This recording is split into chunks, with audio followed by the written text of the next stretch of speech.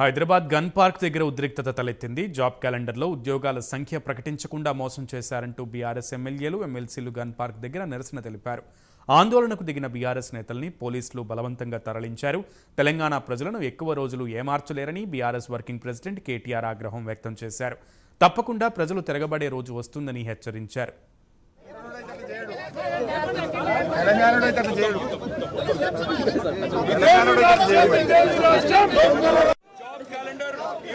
ప్రకటించారు ఒక bogus job calendar declare చేసి తెలంగాణ యువతను మోసం చేసినందుకు రాహుల్ గాంధీ వెంటనే క్షమాపణ చెప్పాలి. 2 లక్షల ఉద్యోగాలు అన్నారు, 2 లక్షల ఉద్యోగాలు ఇస్తామన్నారు. మొదటి సంవత్సరంలో 2 ఉద్యోగాలు కూడా ఇవ్వలేదు. రాహుల్ గాంధీ తెలంగాణకు రావాలి, తెలంగాణ యువతకు వెంటనే క్షమాపణ చెప్పాలి. తప్పకుండా 2 లక్షల ఉద్యోగాలు ఇచ్చేంత వరకు తెలంగాణ రాష్ట్ర సమితి తప్పకుండా ఈ కాంగ్రెస్ ప్రభుత్వం వెంట పడుతుంది. తెలంగాణ యువతకు న్యాయం జరిగేంత వరకు తప్పకుండా వారికి అండగా నిలబడతాం. రాహుల్ గాంధీ వెంటనే క్షమాపణ చెప్పాలి. తెలంగాణ శాసనసభ ఒక దుశ్శాసనసభగా మారింది. ముఖ్యంగా ఈ శాసనసభలో ఒక జరుగుతున్న తీరు, కాంగ్రెస్ పార్టీ నడుపుతున్న తీరు సభ్య సమాజం తలదించుకునే విధంగా ఉంది.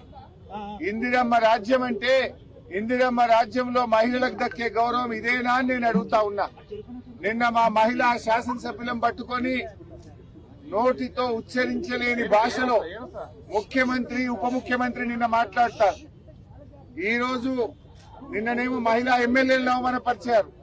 ఈ రోజు ఈ రాష్ట్రంలోని, ఈ దేశంలోని మహిళా మూర్తులను, తల్లులను, కన్న తల్లులను అవమానపరిచే విధంగా శాసనసభలో సభ్యులు మాట్లాడుతూ ఉన్నారు.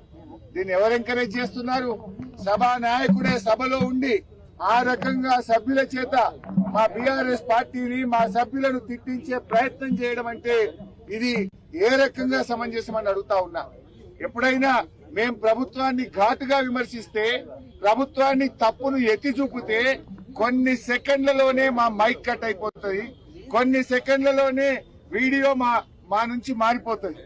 కానీ ఆ సభ్యుడు నోటికొచ్చినట్టుగా కన్న తల్లులను అవమానపరిచే విధంగా, శాసనసభ్యులను నోటికొచ్చినట్టు, అంటే అది మనుషులు మాట్లాడే భాష కాదు, పశువులు మాట్లాడే విధంగా, ఒక స్ట్రీట్ రౌడీ మాట్లాడే విధంగా, ఒక రౌడీ షీటర్లు బయట మాట్లాడేటువంటి భాష ఒక శాసనసభలో ఒక సభ్యుడు మాట్లాడడం తగునా? దీన్ని ఎందుకు స్పీకర్ గారు మైక్ కట్ చేయరు?